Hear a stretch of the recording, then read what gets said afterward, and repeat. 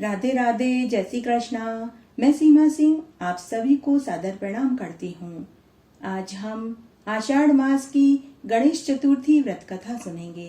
साथ ही हम इसमें विनायक जी की कहानी सुनेंगे। अगर आप हर महीने की चौथ का व्रत करते हैं तो आपको गणेश चतुर्थी की व्रत कथा भी सुननी चाहिए और साथ ही विनायक जी की कहानी भी सुननी चाहिए। इससे व्रत करने का, पूजन करने का और साथ में कहानी सुनने का संपूर्ण फल प्राप्त होता है। जब मैं आपको कहानी सुनाऊं तो आप बीच बीच में हुक्कारा जरूर लिया करें। इससे कहानी सुनने का पूरा फल मिलता है। कहानी सुनते समय हाथ में गेहूं के 4 दाने रखें। फिर इन 4 दानों को किसी कागज की पुड़िया में बांध कर रख लें या फिर आप अपनी ओढ़नी के पल्लू में बांध लें। फिर रात्रि में चंद्रमा को अर्घ्य उसी 4 दानों से देवें और मीठे का भोग लगावें। आइए अब हम आषाढ़ मास की गणेश चतुर्थी की व्रत कथा सुनते हैं। बात बहुत पुरानी है। द्वापर युग में महिष्मती नगरी में एक राजा राज्य करता था। उस प्रतापी राजा का नाम महिजीत सिंह था। वह राजा बड़ा ही धार्मिक, दयालु, दानी, पुण्यशील था। वह राजा अपनी प्रजा का पालन अपने पुत्र के समान ही करता था, परंतु संतानहीन होने के कारण वह राजा हमेशा दुखी रहता था। उस राजा को राजमहल का वैभव, सुख अच्छा नहीं लगता था। वह राजा अपने जीवन को व्यर्थ मानने लगा। उस राजा की पतिव्रता, गुणवती, पुण्यवती पत्नी बार बार राजा को दूसरा विवाह करने की सलाह देती थी, लेकिन राजा अपनी पत्नी से बहुत स्नेह करता था। उन्होंने अपनी रानी से कहा कि हे कल्याणी, हे भद्रे, तुम्हारे जैसे गुणों से भरी रानी के होते हुए मैं संतान के लिए दूसरा विवाह नहीं करूंगा। मुझे अगर संतान चाहिए तो वह तुम्हारे ही गर्भ से चाहिए। इसी ऊहापोह में राजा का पूरा समय व्यतीत हो गया। उस राजा ने संतान प्राप्ति के लिए अनेक प्रकार के यज्ञ, हवन, पूजा पाठ, दान पुण्य, व्रत उपवास किए, परंतु किसी से भी राजा को कोई फायदा नहीं हुआ। इस तरह राजा की पूरी जवानी निकल गई, बुढ़ापा आ गया, परंतु वंश वृद्धि न होने से राजा चिंतित रहने लगा। तब एक बार की बात है, श्राद्ध पक्ष चल रहा था। राजा ने अपने पितरों के निमित्त श्राद्ध कर्म किया, पितरों के निमित्त जल दान, बलिदान किया, पिंड दान किया। तब उसी रात्रि को राजा के पितरों ने राजा को स्वप्न में आकर दर्शन दिया और कहा कि हे पुत्र, तुम संतानहीन हो। तुम्हारे द्वारा किया गया श्राद्ध कर्म हमें प्राप्त नहीं हुआ। तुम्हारे द्वारा दिया गया भोग दान, अन्न दान, जल दान, पिंड दान भी हमने ग्रहण नहीं किया है, क्योंकि तुम्हारे कोई संतान नहीं है। हे पुत्र, तुम्हारे बाद हमारा उद्धार कौन करेगा? कौन हमें पिंड दान देगा? पुत्र, तुम संतान के लिए किसी ऋषि से पूछो। अरे पुत्र, तुम्हारे स्वयं के मरने के बाद कौन तुम्हें कंधा देगा? कैसे तुम्हारी मुक्ति होगी? तुम्हारी राज्य का उत्तराधिकारी कौन होगा? ऐसा कहकर पितर उदास मन से अंतर्ध्यान हो गए। सुबह जब राजा सोकर उठा तो उसे अपने रात्रि के स्वप्न वाली बात याद आई। तब राजा ने राज्य के सभी पंडितों, महात्माओं, गणमान्य प्रजाजनों को राजभवन में बुलाया और स्वयं के स्वप्न वाली बात बताई। राजा ने कहा कि हे ब्राह्मणों, हे मंत्रियों, हे प्रजाजनों, मैं संतानहीन हूँ। मेरे मरने के बाद मेरी कैसे गति होगी? मेरे इस राज्य का कौन उत्तराधिकारी होगा? कौन मेरी अर्थी को कंधा देगा? कौन मुझे पिंड दान देगा? हे प्रजाजनों, मैंने अपने पूरे जीवन काल में कोई पाप कर्म नहीं किया। प्रजा का पालन पुत्र के समान ही किया। मैंने कभी अत्याचार के द्वारा धन एकत्र नहीं किया। हमेशा मैंने धर्म में राज्य किया। मैंने कभी किसी निरपराध को दंड भी नहीं दिया। साधु, सन्यासियों, ब्राह्मणों व गरीबों की मैंने हमेशा मदद करी। गाय सेवा में मैंने और मेरी रानी ने अपना पूरा जीवन लगा दिया। मैं हर तरह के व्रत, उपवास, दान, धर्म, यज्ञ, हवन करता रहा। फिर क्या कारण है कि मुझे एक पुत्र का सुख भी प्राप्त नहीं हुआ? ऐसा कहकर राजा चुप हो गया और करुण रुदन करने लगा। राजा की स्थिति देखकर और राजा की पूरी बात सुनकर सभी विद्वानों, पंडितों, प्रजाजनों और मंत्रियों ने राजा से कहा कि हे महाराज, आप चिंता न करें, हम वही कार्य करेंगे जिससे कि आपका मनोरथ पूर्ण हो। तब सभी विद्वान, पंडित, प्रजा के गणमान्य लोग और मंत्री राजा के मनोरथ सिद्धि के लिए वन वन आश्रमों में भटकने लगे। तब भटकते भटकते वे एक आश्रम में पहुंचे। वह आश्रम लोमेश ऋषि का था। वे ब्रह्मा के समान त्रिकालदर्शी थे। वे वेद शास्त्र के ज्ञाता थे। उन्हें अगला पिछला सब दिखाई देता था। प्रत्येक कल्पांत में उनके एक एक रोम पतित होते थे, इसीलिए उनका नाम लोमेश ऋषि था। ऐसे त्रिकालदर्शी लोमेश ऋषि को देखकर सभी समझ गए कि हमारे राजा के दुख का निवारण यही ऋषि कर पाएंगे। तब सभी विद्वान, प्रजाजन, मंत्री, तपस्वी, तेजस्वी लोमेश ऋषि के पास गए और उनके चरणों की वंदना करने लगे, स्तुति करने लगे और हाथ जोड़कर खड़े हो गए। तब लोमेश ऋषि ने कहा कि हे महानुभावों, आप लोग कौन हैं और यहाँ मेरे आश्रम में आने का क्या प्रयोजन है? निसंकोच होकर कहो, मैं अवश्य तुम्हारे दुख को दूर करने का उपाय बताऊंगा। तब एक मंत्री ने कहा कि हे मुनिवर, यह हमारा सौभाग्य है कि हमें आपके दर्शन हुए। आज हमें पूर्ण विश्वास हो गया है कि आपके द्वारा ही हमारा उद्धार होगा। हे मुनिवर, आप सभी मुनियों और ऋषियों में श्रेष्ठ हैं। आप ब्रह्मा के सदृश हैं। आप अंतर्यामी हैं। आपसे बढ़कर न कोई दूसरा हुआ है और न ही होगा। तब महर्षि लोमेश बोले कि हे सज्जनों, आप लोग यहाँ जिस प्रयोजन से आए हैं वह स्पष्ट करिए। मैं तुम्हारे सभी संदेह का निवारण करूंगा। हम तपस्वियों का जीवन परोपकार के लिए ही बना है। तब एक विद्वान महात्मा ने महर्षि से कहा कि हे महर्षि जी, हम महिष्मती नगरी के निवासी हैं। हमारे राजा का नाम महिजीत सिंह है। हमारा राजा बड़ा ही धर्मात्मा, दानवीर, शूरवीर, दयालु और मधुर भाषी है। वे हमेशा ब्राह्मणों, साधु संन्यासियों, गरीबों की मदद किया करते हैं। हमारे राजा ने कभी किसी के दिल को ठेस नहीं पहुंचाया। हमेशा धर्म में राज्य किया है। परंतु फिर भी हमारे राजा को अब तक एक संतान सुख की प्राप्ति भी नहीं हुई है। हमारा राजा बड़ा ही दुखी और चिंतित है। जिस राज्य का राजा दुखी हो, उसकी प्रजा कैसे सुखी रह सकती है? कृपया आप हमारे राजा के दुख का निवारण बताइए, ताकि उन्हें एक दीर्घायु पुत्र सुख की प्राप्ति हो सके। हे मुनिवर, कोई व्रत, उपवास, दान, पूजा, अनुष्ठान, यज्ञ, हवन बताइए, जिसके करने से हमारे राजा को एक पुत्र प्राप्त हो।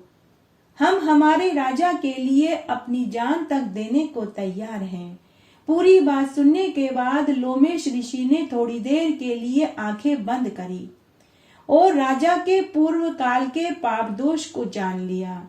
उसको जानने के बाद लोमेश ऋषि ने कहा कि हे महानुभावों, तुम्हारे राजा को पूर्व जन्म के कर्मों का फल भोगना पड़ रहा है। पूर्व जन्म में तुम्हारे राजा के द्वारा भगवान गणेश के व्रत का निरादर करने की सजा मिली है। हे मंत्रियों, हे प्रजाजनों, आप लोग ध्यान पूर्वक सुनो। आप लोगों को मैं एक उपाय बताता हूँ। आप लोगों को संकट नाशन गणेश व्रत बताता हूँ। आषाढ़ मास की गणेश चौथ आने वाली है। इस दिन एक दंत गजानन नामक गणेश जी की पूजा और व्रत करने से निसंतानों को संतान सुख की प्राप्ति होती है। निर्धनों को धन धान्य सुख समृद्धि का वरदान मिलता है। अगर इस दिन तुम्हारे साथ तुम्हारे राजा रानी आषाढ़ मास की गणेश चौथ का व्रत करें, पूजा करें और रात्रि में चंद्रमा को अर्घ्य देवें और एक समय भोजन करें और उस दिन ब्राह्मणों और गरीबों को अन्न, वस्त्र, रुपया दान में देवें और साथ ही एक योग्य ब्राह्मण को दूध देने वाली गाय, बछड़ा सहित दान में दें तो तुम्हारे राजा को गणेश जी की कृपा से पुत्र सुख जरूर मिलेगा। लोमेश ऋषि की बात सुनकर सभी विद्वान व प्रजाजनों ने व्रत की पूरी विधि जानी। उसके बाद सभी ने लोमेश ऋषि को प्रणाम किया और वापस अपने राज्य में आ गए। तब सभी ने राजा को पुत्र देने वाले व्रत का समाचार सुनाया। पुत्र देने वाले व्रत का समाचार सुनकर राजा रानी बहुत प्रसन्न हुए। तब राजा रानी ने प्रसन्नता पूर्वक पूरी श्रद्धा से आषाढ़ मास की गणेश चौथ का व्रत किया और उनके साथ पूरी प्रजा ने भी व्रत रखा। उस दिन राजा ने ब्राह्मणों, गरीबों और योग्य पंडितों को खूब दान पुण्य किया। दूसरे दिन पूरी प्रजा ने आषाढ़ मास के गणेश चौथ के व्रत का फल राजा रानी को सौंप दिया। कुछ समय के बाद रानी को गर्भ ठहर गया और 9वें महीने में रानी को गणेश जी की कृपा से सुंदर, तेजस्वी, सुलक्षणों से युक्त एक दीर्घायु पुत्र पैदा हुआ। राजा ने पूरी नगरी में लड्डू बंटवाए, पूरी नगरी को भोग के लिए आमंत्रित किया। राजा ने पूरी नगरी के साथ इस उत्सव को मनाया और खूब दान पुण्य किया। तब राजा ने सभी ब्राह्मणों को धन रत्न देकर तृप्त किया। राजा ने पूरी नगरी में ये ढिंडोरा पिटवा दिया कि सभी को आषाढ़ मास की गणेश चौथ का व्रत, पूजा, दान पुण्य करना चाहिए। इससे निसंतानों को संतान सुख की प्राप्ति होती है, निर्धनों को धन मिलता है, कुंवारों के ब्याह होते हैं, बुजुर्गों को बैकुंठ का वासा मिलता है। जो मनुष्य इस व्रत को पूरी श्रद्धा और लगन से करता है उसे मन वांछित फल की प्राप्ति होती है। करती हो तो पूरी हो तो परवान चढ़े, भूले बिसरे नाम तेरे भंडार में भरे। चौथ के व्रत में सुनी जाने वाली गणेश जी की पौराणिक कहानी सुनते हैं। आइए अब हम गणेश जी की कहानी सुनते हैं। एक बार एक गांव में एक सास और बहू थी। सास बहू को रोज रात की 4 रोटी और मिर्च कांदा देकर गाय भैंसे चराने के लिए जंगल में भेज देती थी और खुद पीछे से गरम गरम खीर पूड़ी, कभी मालपुए तो कभी चूरमा बाटी बना कर के खाती थी। एक दिन उनकी पड़ोसन ने यह देख लिया कि बहू के जाने के बाद सास रोज नए नए पकवान बना कर के खाती है। तब उस पड़ोसन ने बहू के कान भर दिए। पड़ोसन ने बहू से कहा कि बहू, तेरे जाने के बाद तेरी सास पीछे से तरह तरह के व्यंजन बनाकर के खाती है। तब बहू पड़ोसन से बोली कि बहन क्या करूं, मेरी सास सुबह का खाना शाम को और शाम का खाना सुबह देती है। मैंने तो कभी गरम रोटी का स्वाद ही नहीं चखा, मैं क्या करूं। तब पड़ोसन ने कहा कि अरे तू तो बावली है, तू घर से आटा गुड़ लेकर जंगल में चली जाया कर। जंगल में से लकड़ी और छाने लेकर चूरमा बाटी बनाकर के खाया कर। तुझे कौन रोकने और टोकने वाला है वहां जंगल में। बस उसी दिन पड़ोसन के ऐसा कहते ही बहू ने निश्चय कर लिया कि अब मैं भी रोज गरम खाना बनाकर के खाऊंगी। उस रात उसने चुपचाप रसोई में से आटा और गुड़ लिया और एक कपड़े में बांध लिया। दूसरे दिन उसने सारा सामान अपनी ओढ़नी में छुपाकर जंगल में लेकर आ गई।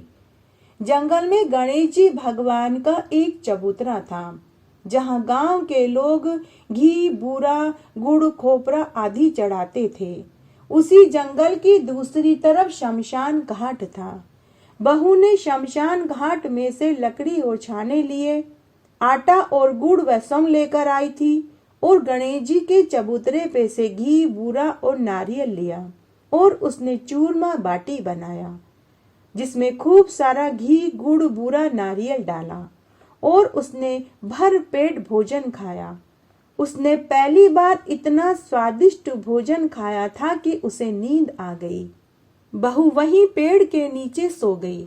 शाम को उठी और अपनी गाय भैंसे लेकर घर आ गई। घर आने के बाद वह सो गई और सुबह जब वह सोकर उठी तो गांव में चर्चा हो रही थी कि गणेश भगवान ने नाक पर उंगली रख ली। गांव के राजा तक यह खबर पहुंच गई। तब राजा ने यह ढिंडोरा पिटवाया कि जो भी भगवान गणेश जी के नाक पर से उंगली हटवा देगा उसे मैं मुंह मांगा इनाम दूंगा। गांव के सभी समझदार लोग पहुंचे, बड़े बड़े पंडित ज्ञानी महात्मा पहुंचे, लेकिन सभी नाकाम रहे। कोई भी गणेश भगवान के नाक पर से उंगली नहीं हटवा पाया। तब उस बुढ़िया की बहू अपनी सास से बोली कि सासू माँ, मैं गणेश जी के नाक पे से उंगली हटवा दूंगी, आप मुझे लेकर महल में चलिए।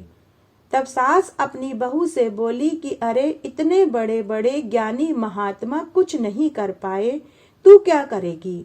लेकिन बहू ने जिद पकड़ ली। तब बुढ़िया अपनी बहू को लेकर राजा के पास महल में गई। बुढ़िया ने राजा से कहा कि हे महाराज, मेरी बहू गणेश जी के नाक पर से उंगली हटवा देगी। तब राजा के राज दरबार में मौजूद सभी मंत्री, दरबारी, प्रजा, संत, ज्ञानी महात्मा सास और बहू के ऊपर हंसने लगे। लेकिन उन मंत्रियों में एक मंत्री बड़ा ही समझदार था। उसने राजा से कहा कि हे महाराज, सभी ने अपनी अपनी कोशिश कर ली, क्यों न एक मौका इस बुढ़िया की बहू को दिया जाए। राजा ने आज्ञा दे दी। तब बहू मंदिर में जाने लगी तो सभी उसके साथ साथ चलने लगे। तब बहू ने कहा कि मेरी एक शर्त है कि मैं मंदिर में अकेले जाऊंगी, मेरे साथ मंदिर में कोई नहीं जाएगा। तब ऐसा ही किया गया। बहू अकेले मंदिर में गई और अंदर से मंदिर का दरवाजा बंद कर लिया। बहू गणेश जी भगवान की मूर्ति के सामने हाथ जोड़कर खड़ी हो गई और जोर जोर से बोलने लगी कि देखो गणेशा, आटा और गुड़ मेरा था, नदी में से पानी लेकर आई, शमशान में से आग लाई और आग के चबूतरे से घी, गुड़, बूरा और खोपरा लिया, जो कि गांव वालों ने आपके चढ़ाया था। अगर मैंने चूरमा बाटी बनाकर के खा लिया तो क्या गलत किया। अगर मैंने आपका घी, गुड़, बूरा ले लिया तो क्या गलत किया। मेरी सास मुझे गरम भोजन खाने को नहीं देती। अगर एक दिन मैंने गरम भोजन बनाकर के खा लिया तो क्या गजब हो गया। तभी वहां आकाशवाणी हुई। भगवान गणेश बोले कि अरे बावली, कोई गलत नहीं हुआ, लेकिन तू भोजन बनाने के बाद पहले मेरे भोग तो चढ़ाती। तब बुढ़िया की बहू बोली कि हे गणेश जी भगवान, मैं नादान, अनजान, अनपढ़, मुझे ये सब नहीं आता, लेकिन आगे से मैं ध्यान रखूंगी। लेकिन आपको नाक पर से उंगली हटानी पड़ेगी। तब गणेश भगवान ने सोचा कि इसकी बात तो माननी ही पड़ेगी। उसी समय गणेश भगवान ने नाक पे से उंगली हटा ली। बहू ने भगवान को ढोक लगाई और मंदिर के पट खोलकर बाहर आ गई। सभी लोगों ने कहा कि बहू को तो जादू टोना आता है, इसने तो गणेश जी के नाक पर से उंगली हटवा दी। तब राजा ने उसे खूब सारा धन दौलत दिया। उस दिन के बाद बुढ़िया भी अपनी बहू को गरम भोजन देने लगी। भगवान गणेश जी ने बहू से प्रसन्न होकर उसका मान बढ़ाया। हे गणेश जी भगवान, जैसे आपने बुढ़िया का मान बढ़ाया, जैसे उनका घर धन दौलत से भर दिया, वैसे सबका भरना। कहानी कहने वाले का, सुनने वाले का और हुक्कारा भरने वाले का। घटती हो तो पूरी हो तो परवान चढ़े, भूले बिसरे नाम तेरे भंडार में भरे। इस तरह आज हमने आषाढ़ मास की गणेश चौथ की व्रत कथा सुनी, साथ ही हमने इसमें गणेश जी की कहानी सुनी। आशा करती हूँ यह आपको जरूर पसंद आएगी। मेरे साथ बने रहने के लिए आपका धन्यवाद। आगे आने वाली कथा कहानियों के लिए भी आप इसी तरह मेरे साथ बने रहें। धन्यवाद।